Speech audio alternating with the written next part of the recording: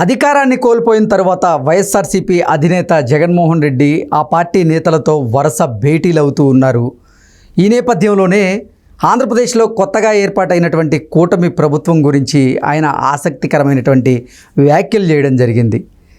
కొత్తగా ప్రభుత్వం ఏర్పడింది, వాళ్ళు ఏదో చేస్తామంటున్నారు, మనం వాళ్ళకి ఫ్రీ హ్యాండ్ ఇచ్చి చూద్దాం, వాళ్ళు చేస్తారో లేదో, వాళ్ళు చేయకపోతే మన పని మనం చేసుకుంటూ పోదాం అంటూ వైఎస్ఆర్సీపీ నేతలకు జగన్మోహన్ రెడ్డి దిశానిర్దేశం చేసినట్లుగా కొన్ని వార్తలు వస్తున్నటువంటి నేపథ్యంలో ఈ అంశం మీద మనం విశ్లేషణ చేసుకునేటువంటి ప్రయత్నం చేద్దాం. ప్రస్తుతం మనతో పాటు ఉన్నారు తెలుగుదేశం పార్టీ అధికార ప్రతినిధి సూర్యదేవర లత గారు. లత గారితో మాట్లాడదాం. లత గారు నమస్తే అండి. నమస్తే.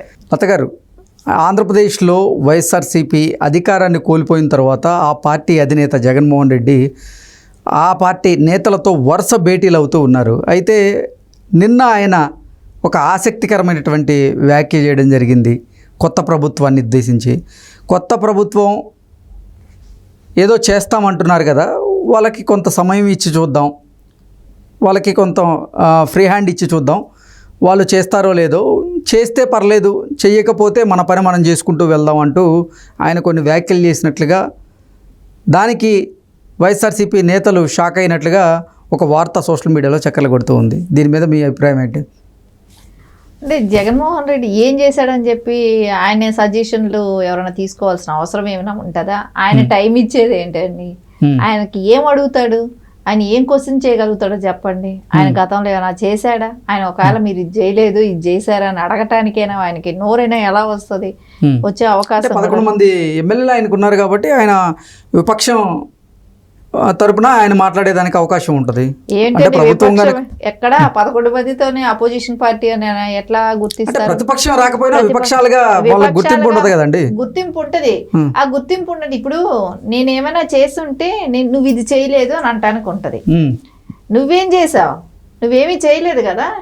ఎక్కడ నువ్వు ఇప్పుడు జగన్మోహన్ రెడ్డి అనే వ్యక్తి ఈ 5 ఏళ్ళు ఏం చేయలేదు కదా. సో చంద్రబాబు నాయుడు గారు సీఎం అయిన తర్వాత వారంలోనే ఎన్ని చేశారు? సో ఇవి చూస్తే ఆయనకు అడగటానికైనా నోరు వస్తుందా? ఆయన ఏమని అడుగుతాడు? ఆయన అపోజిషన్ లో ఉన్నా ఆయన అంటది కూడా అదే కదా, చేస్తే పర్లేదు, ఒకవేళ గనక ఇప్పుడు కొత్తగా ఏర్పాటైనటువంటి కూటమి ప్రభుత్వం చెప్పింది గనక చేయలేకపోతే మనం ప్రశ్నిద్దాం, నిలదీద్దాం, ఇప్పుడైతే ఫ్రీ హ్యాండ్ ఇచ్చేద్దాం వాళ్ళకి అన్నట్లుగా ఆయన కొన్ని వ్యాఖ్యలు చేశారు. అంటే ఏ ప్రభుత్వం అయినా చేయకపోతే ప్రతిపక్షాలు కానీ విపక్షాలు కానీ ప్రశ్నించేటువంటి అధికారం వాళ్ళకు ఉంటాయి కదా. ఖచ్చితంగా అది ఎవరికైనా ఉంటది. కానీ జగన్మోహన్ రెడ్డి లాంటి వ్యక్తికి నేను చెప్పేది, సో 5 ఏళ్ళు టైం ఇస్తే ఏ రకంగా చేశాడు రాష్ట్రాన్ని, కాబట్టి ఆయనకి విషయంలో నేను చెప్తున్నాను. వేరే వాళ్ళ విషయంలో వేరేగానే ఉండొచ్చు. ఇప్పుడు మనకు సిపిఐ సిపిఎం ఒక ఎమ్మెల్యే ఉన్నా, 2 ఎమ్మెల్యేలు ఉన్నా, వాళ్ళకి ఇచ్చే టైం వాళ్ళకి ఇస్తారు. వాళ్ళు ఎప్పుడూ కూడా అధికారం అనేది తెలుగు రాష్ట్రాల్లో ఎక్కడా కూడా వాళ్ళు చేపట్టలేదు.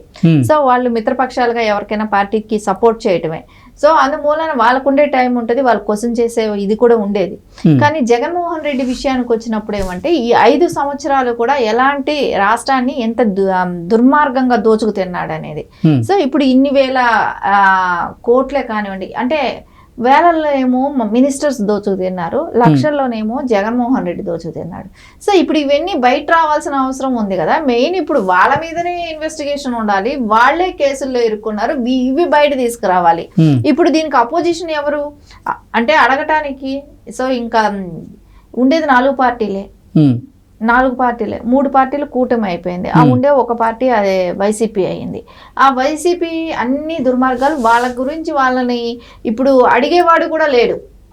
అంటే అసెంబ్లీ సాక్షిగా ఇవి జరిగే కుట్ర జరిగింది, వీళ్ళు ఈ ఎమ్మెల్యే ఈ మినిస్టర్ ఇంత దోచుకు తిన్నాడు, అవి ఎందుకు ఇప్పుడు అధికారంలో ఉన్న పార్టీ ఖచ్చితంగా చెప్తుంది కదండి. అంటే ఇప్పుడు జగన్మోహన్ రెడ్డి పాలనలో ఏ శాఖల్లో ఎంత అవినీతి జరిగిందనేది ఇప్పుడు మీ ప్రభుత్వం ఖచ్చితంగా ఒక శ్వేతపత్రాన్ని అయితే రిలీజ్ చేస్తామంటూ మీరు చెప్తున్నటువంటి నేపథ్యంలో, అంటే అసలు ప్రభుత్వమే గత ప్రభుత్వం చేసినటువంటి తప్పులు ఏదైతే ఉన్నాయో, అవినీతి ఏదైతే ఉందో వాటిని ఎండగట్టేటువంటి ప్రయత్నం చేస్తూ దాని మీద వారు విచారణ చేస్తూ శ్వేతపత్రాన్ని కూడా రిలీజ్ చేస్తా అంటుంటా టైంలో. ఒక వారం రోజులకే ఇప్పటికి ఎన్ని బయటపడ్డాయి? ఇవన్నీ బయటపడతా వచ్చాయి. వీళ్ళు చేసిన స్కామ్లే కానివ్వండి, వీళ్ళ మినిస్టర్స్లో ఉన్న అవగాహన ఏంటి అనేది. ఎందుకంటే అంబటి రాంబాబు లాంటి వాళ్ళు నేనే పోలవరం అర్థం చేసుకోలేనప్పుడు ఇంకెవరు కూడా అర్థం చేసుకోలేరు అని ఆయన మీడియా సాక్షిగా మాట్లాడిన మాటలే కానివ్వండి. అంటే వీళ్ళకి అవగాహన లేని వాళ్లకు కూడా ఆ పదవులు అంటగట్టడం. అంటే 2014 నుంచి 2019 మధ్యలో అంటే పోలవరం గురించి అర్థం కాకుండానే అంత శాతంలో పనులు పూర్తయ్యారంటారా? 70% పనులు పూర్తి చేశారంటారా? ఎవరు పూర్తి చేశారు అంటే తెలుగుదేశం పార్టీ పూర్తి చేసిందంటే అవగాహన ఉండబట్టి పూర్తి చేసింది. నేను అడుగుతుంది కూడా అదే అండి. ఇక్కడ చెప్పింది ఎవరు? అంబటి రాంబాబు. అదే అంబటి రాంబాబు అడిగిన దానికే, అంబటి రాంబాబు మాట్లాడుతున్న దానికే నేను అడుగుతున్నాను. అంటే 2014 నుంచి 2019 వరకు మీ ప్రభుత్వం ఉంది. నిజంగా పోలవరం మీద అవగాహన లేకుండానే 70% పనులు పూర్తి చేసి ఉంటారంటారా? ఇప్పుడు ఆయన చెప్పే విధానం ఎలా ఉందంటే, ఆయన ఒక పెద్ద అపర మేధావి అనుకుంటున్నాడు. అంబటి రాంబాబు అనే వ్యక్తి నేను చాలా పెద్ద మేధావిని, నాకే అర్థం కాదు ఇంకెవరికి అర్థం కాదు ప్రపంచంలో అన్న రేంజ్ లో ఆయన చెప్తున్నాడు. ఆయన మేధావితనం ఏంటనేది మనకి ఇప్పుడు అర్థమైంది. ఈ నిన్న ప్రెస్ మీట్ తో అది తేట తెల్లమైంది. ఆయన వేసిన బొమ్మే కానివ్వండి, ఆ డ్రాయింగే కానివ్వండి, ఇంకా పిచ్చితనంగా ఆయనంతటా ఆయనే బయటపడినట్టు ఉంది. అంటే ఇంత అవగాహన లేని వాళ్లకు కూడా అలాంటి ఇరిగేషన్ మినిస్ట్రీ ఇవ్వటం కానివ్వండి, వీటిని విన్ని చూస్తుంటే మనకి ఎలా అనిపిస్తుంది? ఖచ్చితంగా జగన్మోహన్ రెడ్డికే అవగాహన లేదు, అక్కడ ఉన్న శాఖల మంత్రులకి కూడా అవగాహన లేదనేది ఈ 5 ఏళ్ల గవర్నమెంట్ లో. అంటే ఎవరికి దోచింది వాడు దోచుకు తింటమే. సెంట్రల్ నుంచి వచ్చిన నిధులు కూడా, అంటే పోలవరంకి వచ్చిన నిధులు కూడా దోచు తిన్నారు. ఇప్పుడు ఇవన్నీ కూడా బయట రావాల్సినట్టు ఉన్నాయి. ఇట్లా ఒక్కోటి బయటపడతా ఉంటే వీళ్ళ మీద పడే కేసులకే వీళ్ళు ఉక్కిరి బిక్కిరి అయిపోతారు. ఇంకా వీళ్ళు ప్రజల కోసం ఏం మాట్లాడతారు? ప్రజల్ని ఏమైనా ప్రజల కోసం ఏమైనా పోరాటం? మేము అదే చెప్పాం, మాకు అపోజిషన్ అంటూ లేదు. మాకు అపోజిషన్ ఎవరు? ప్రజలు ఏం కావాలని అడగాలి. ప్రజలు తప్పు చేస్తే మీరే క్వశ్చన్ చేయండి అని బాబు గారు చెప్పారు. మీరే క్వశ్చన్ చేయండి అని చెప్పారు. మాకు జగన్మోహన్ రెడ్డి ఇచ్చే సూచనలు సలహాలు తీసుకుంటే ఆయనకే సలహాలు సూచనలు తెలియకనే ఈ 5 ఏళ్ళు ప్రభుత్వం ఎలా నడిపాడు అనేది మనకు తెలుసు. ఆయన సజెషన్లు ఎవరికి కావాలండి? ఆయనకేం తెలుసు అండి? ఆయన సజెషన్లు ఇవ్వట్లేదు. ఆయన ఏం చెప్తున్నారంటే, కొత్తగా ఏర్పాటైనటువంటి కూటమి ప్రభుత్వం పనితీరుని మనం పరిశీలిద్దాము. ఒకవేళ వాళ్ళు చెప్పిన మాటలు గనక చెప్పినట్లుగా అన్నిటినీ పూర్తి చేసుకుంటూ వెళ్తే పర్లేదు, కానీ ప్రజలకు మాత్రం అన్యాయం జరిగితే మేము ప్రజల తరపున గొంతుకై వినిపిస్తాము అంటూ కూడా జగన్మోహన్ రెడ్డి ఆయన పార్టీ నేతలు కూడా చెప్తూ ఉన్నారు. అంటే ఆయనకి క్వశ్చన్ చేసే, ఇప్పుడు సరే ఆయన టైం ఇస్తున్నాడని ఆయన ఏదో గొప్పగా చెప్పుకుంటున్నాడు. ఆయన టైం ఎవరికి అవసరం లేదు. ఇంకొకటి, ఆయన క్వశ్చన్ చేసే అధికారం కూడా లేదు అని అంటున్నాయి. ఎందుకు లేదు? అంటే ప్రజలు ఆయనకి 11 స్థానాలు కట్టబెట్టారు కదా, విపక్షం వచ్చారు కదా. నేను అదే చెప్తున్నా, నువ్వేం చేసావు? నువ్వు చేసింది ఏంటో చెప్పి. ఆయన చేయలేదు కాబట్టే ప్రజలు ఆయన్ని అధికారం నుంచి దించారండి. అలా అంటారు, అలా అంటే ఇలా అంటారు. కాదు, ఒక నిమిషం. ఆయన చేయలేదు కాబట్టే ప్రజలు అధికారంలో ఉన్న ఆయన తీసుకొచ్చి ఇప్పుడు విపక్షానికి పరిమితం చేశారు. నేను అదే చెప్తున్నా, ఆయనకి ఇచ్చే నాలెడ్జ్ లేదు. ఆ ఇచ్చే నాలెడ్జ్ ఉంటే ఆయన అంత ఘోర ఓటమికి దిగజారే వ్యక్తి కాదు. ఎందుకంటే 151 నుంచి 11కు వచ్చాడంటేనే ఎంత వైఫల్యం కనపడింది అక్కడ. ప్రజల్లో ఈయనకి అర్హత లేదు అనే ఒక్క విషయంలోనే. సరే, ఇంకా అంటే ప్రజలు ఇప్పటికీ 11 స్థానాలు ఆయన కట్టబెట్టారు కాబట్టి ఇప్పుడు కొత్తగా ఏర్పడిన ప్రభుత్వం ఏదైతే ఉందో అది ఏదైనా తప్పులు చేస్తే మేము ప్రశ్నించేటువంటి హక్కు మాకుంది అంటూ జగన్మోహన్ రెడ్డి చెప్తూ ఉన్నారు. 11 స్థానాలని మీరు అంటున్నారు కదా, ఆ 11 స్థానాలు రిజైన్ చేసి మళ్ళీ వెళ్ళమనండి, 0 రాకపోతే అడగండి. ఎందుకంటే వాళ్ళు చేసిన దౌర్జన్యాలే కానివ్వండి, అరాచకాలే కానివ్వండి, ఈవీఎం ప్యాడ్లను నేలకేసి కొట్టడమే కానివ్వండి, తెలుగుదేశంకు ఓటేసాము అని చెప్పిన వాళ్ళని కొట్టడమే కానివ్వండి, వేట కొడవలతో నరకటం కానివ్వండి, ఇవన్నీ జరిగాయి. కాబట్టి ఆ మాత్రం వచ్చినాయంటే కనపడుతున్నాయి. అది కూడా దొంగ ఓట్ల ప్రభావం కూడా.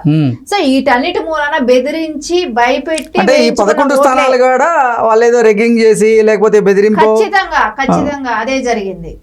అందుమూలనే వచ్చిన ఆ 11 స్థానాలు కూడా అదే. వాళ్ళంతా నిజాయితీ పరులైతే అది కూడా రాజీనామా చేసేసి వెళ్ళమనండి, 0 రాకపోతే అడగండి. వాళ్ళేమో మొన్న జరిగినటువంటి సార్వత్రిక ఎన్నికల్లో ఈవీఎం ట్యాంపరింగ్ జరిగింది, అందుకే అసలు కూటమికి 164 స్థానాలు వెళ్ళి అంటూ వాళ్ళు చెప్తూ ఉంటే, మీరేమో ఈ వచ్చిన 11లో కూడా వారు ఓటర్లని భయభ్రాంతులకు గురి చేసి రిగ్గింగ్ చేసుకొని వాళ్ళు గెలుచుకున్న 11 స్థానాలని చెప్పి మీరు చెప్తున్నారు. ఘోర వైఫల్యం అండి ఈ 5 ఏళ్ళు. మా రాష్ట్రం, ఏ రాష్ట్రము కూడా ఇప్పటి వరకు మన ఏపీలో కాదు, ఇండియాలో ఏ రాష్ట్రం కూడా ఇంత ఘోరంగా వైఫల్యం చెందలేదు. అంటే ఇక్కడ జగన్మోహన్ రెడ్డి అనే వ్యక్తి సీఎం గా ఉండబట్టి ఈ రాష్ట్రం ఇంత దివాలా తీసింది. అది ప్రజలు గుర్తించారు. సో ప్రజలకు కావాల్సింది అభివృద్ధి, జగన్మోహన్ రెడ్డి కాదు. సో అందుకని ఖచ్చితంగా వాళ్ళ అభివృద్ధి పక్కనే నిలబడ్డారు. అందుకే కూటమికి ఓటేసి గెలిపించారు. ఓకే అండి, thank you so much. Thank you.